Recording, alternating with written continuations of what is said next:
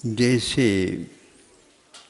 आजकल तो देखने को उपलब्ध नहीं होता होगा, लेकिन फिर भी जिन्होंने इसको देखा है या जो कहा जा रहा है उसको किया भी है, और प्रचलन में कोई ऐसा घर नहीं था जो इस कार्य से एक दिन भी वंचित रहता हो।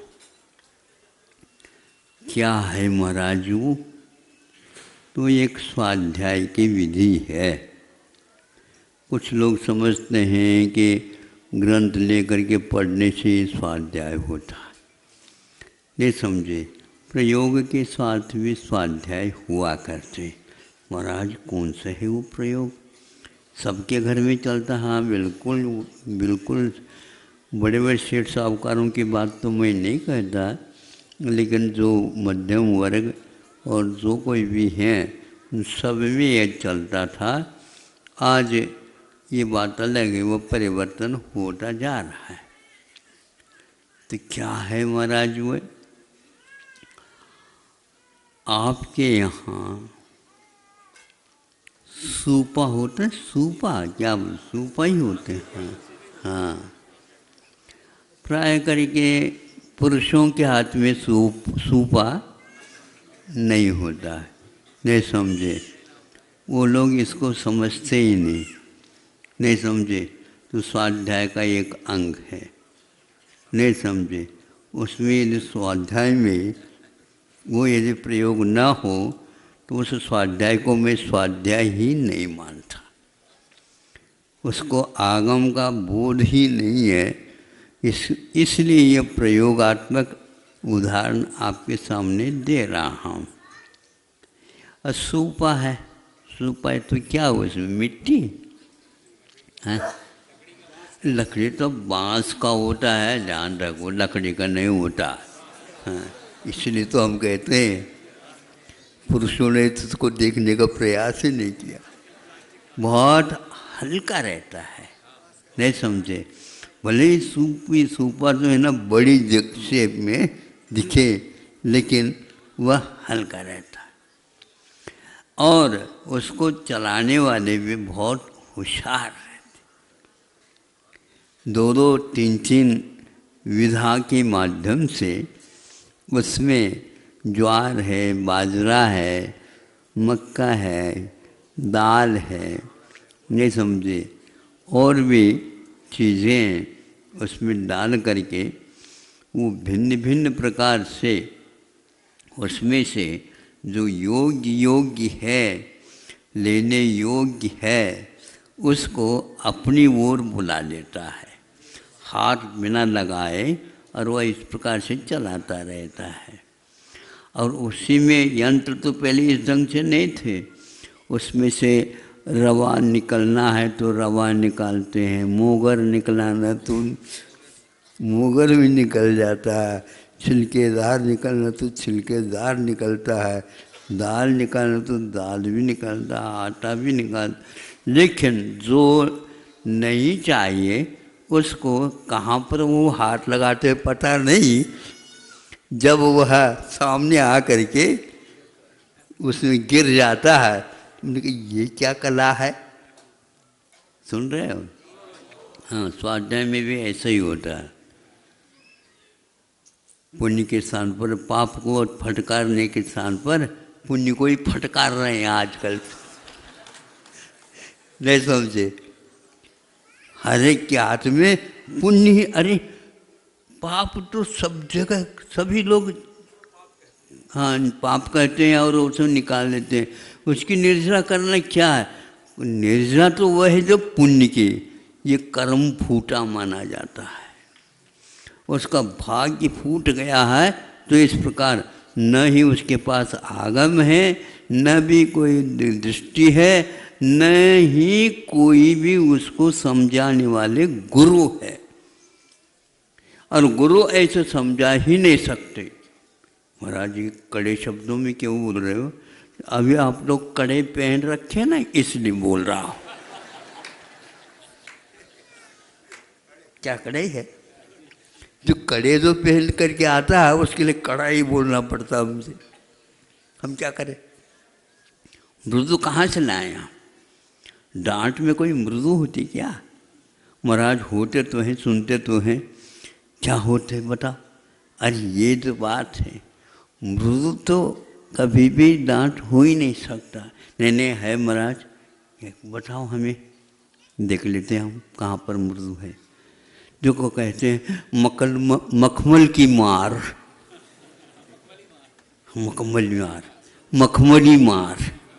अरे उन्होंने तो मखमली मार, मखमल भी है और मार भी है, नहीं समझे? इसलिए इसमें मृदु कुछ नहीं है, ये तो आप समझ रहे हो। हाँ, वह मखमल का मार जो है ना, इसमें दूर दूर तक पहुंच जाता है। क्या होता है, उन्होंने ऐसे बात कह दी, मखमल के समान गुदगुदादार तो लगता है, लेकिन भीतर से ऐसे। इसी प्रकार आचारों के भी मखमल के मार रहते हैं। समझने वाला समझता है।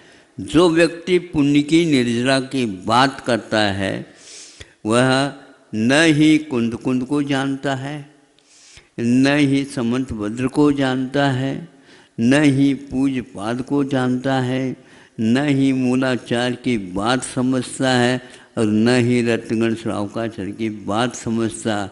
वह कोई भी कुंद कुंद साहित्य से छू तक नहीं सक रहा है। ये बताओ, आप पुण्य और पाप की दोनों की नजरा होते हैं तो कौन से कहाँ पर लिखा हुआ हमें बता दो।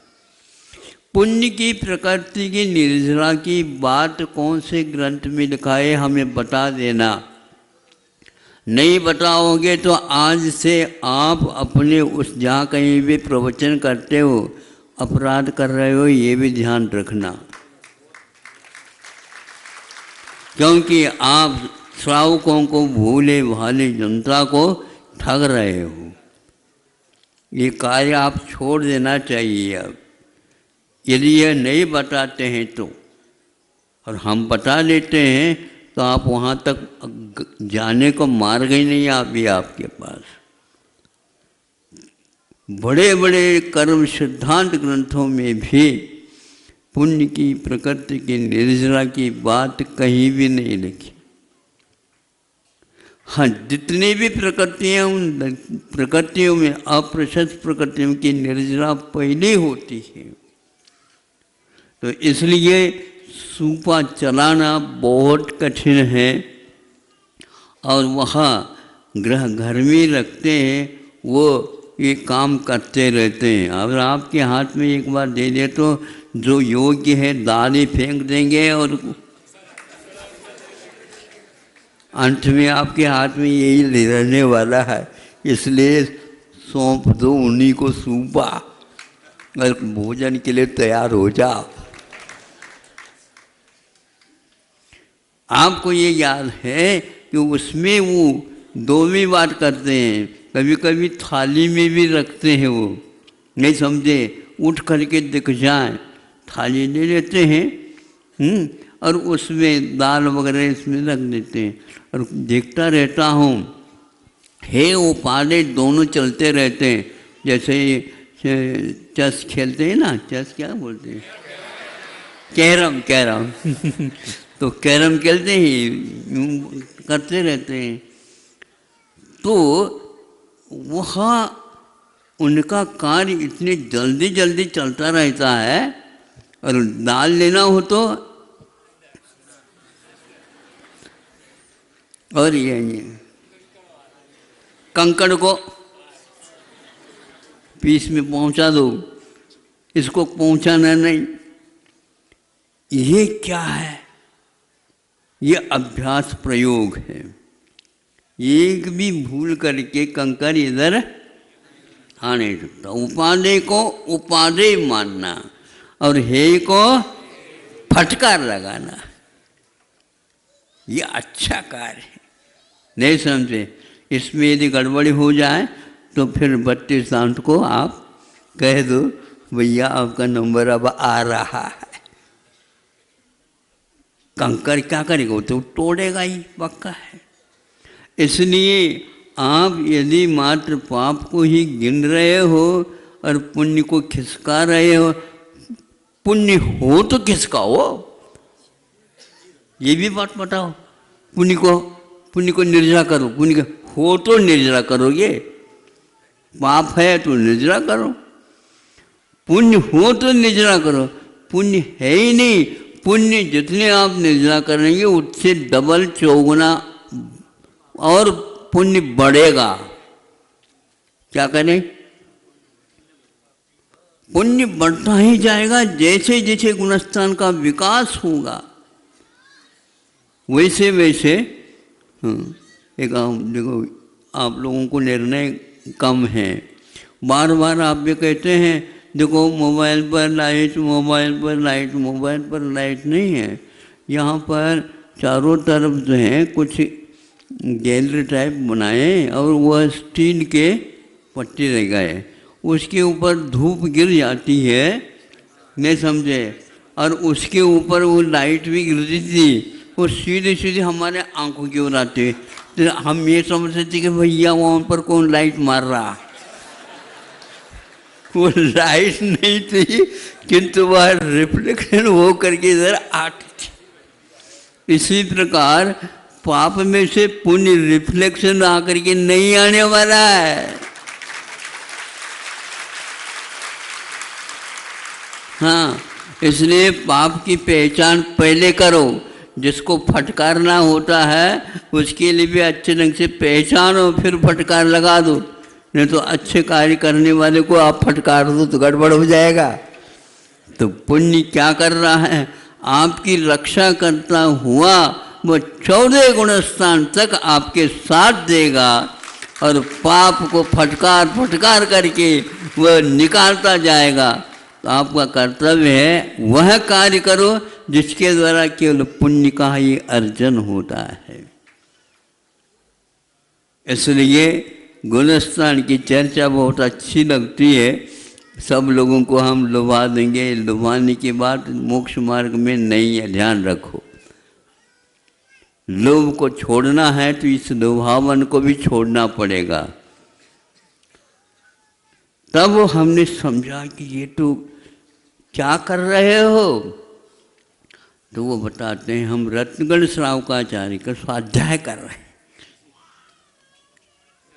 हाँ, क्योंकि उसमें शुद्ध होना चाहिए भोजन, अपने लिए आरोग्यवर्धक होना चाहिए भोजन, अपने मन में शांति बनी रहे ऐसा होना चाहिए भोजन। इस प्रकार घर में जो बैठे रहते हैं उनके लिए यह सबके मस्तिष्क को ठीक करने का वो उपाय करते रहते हैं। और आप जो है माथा लगा करके कमाते हो। क्या क्या कमाते हैं? कमाना जितना है वो सारा का सारा, यदि उसके साथ पुण्य मतलब आप चारित्र के साथ, नीति न्याय के साथ कमाते हो तो पुण्य को कमाते हो और पाप को फटकारने के लिए अपने के पास सूपा आ जाएगा, फटकार दो। दान एक प्रकार से उसी प्रकार है। दान देने की विधि क्या है? वह फटकार है। मुँह करता है, मन है नहीं, इसने तो तुझे देना ही पड़ेगा, ये पक्का है। इसने पहले के लोग दान धर्मादाय जिसको बोलते हैं वो निकालते थे, वो पक्का है। कोई पूछे या न पूछे, मान लो 10% निकालना, 20% निकालना, 30% निकालना, 40 भी निकालना, 50 भी निकाल सकते हो। निकालते समय गड़बड़ हो जाएगा। महाराज दुकान तो चल नहीं रही है, पहिया अच्छे ढंग से लगाओ, चलने लग जाए। आप तो चल रहे हो, तीसरा पैर और ले रहे हो 2 पैर के स्थान पर, इसी प्रकार दुकान को भी लगा दो। किंतु उसमें से हम इतना तो निकालेंगे ही, उसके प्रति मोह समाप्त, वो हमारा है ही नहीं। तो कहाँ लगाना? अतिथि समविभाग। अतिथि का अर्थ चूल्हा कैला का और महाराज वगैरह ये नहीं है। अतिथि में बहुत सारी चीज़ें आ जाती, क्षेत्र बन रहा है और चिकित्सालय बन रहा है, नहीं समझे, विद्यालय बन रहा है, ये सारी क्या कौन है? ये अतिथि है। और उसके लिए सबसे ज़्यादा अभी भी यदि चाहते हैं तो भारतवर्ष में संख्या के हिसाब पर आधार पर सोचते हैं तो जैनियों के यहाँ सबसे ज़्यादा विद्यालय चलते हैं। अब थोड़े से कम हो गए होंगे, लेकिन इतिहास को पढ़ने से तो इस दूसरे नंबर में औषधालय, शुद्ध आयुर्वेद के औषधालय। राजस्थान में घूमते रहे हम, विहार होता रहा, प्रत्येक गांव प्रत्येक नगर में 2-3 भी हो सकते हैं। और उसमें जयपुर की बात कह दे पूछ ले तो जयपुर में सबसे ज़्यादा चिकित्सालय और आयुर्वेद के हैं। हाँ, हमने कहा था वहाँ के एक वैद्य को, तो अच्छे वैद्यों में हैं, तो कम से कम आप बुंदेलखंड की ओर भी चले जाओ, वहाँ पर आपके विद्यालय बहुत चालू हो जाएंगे।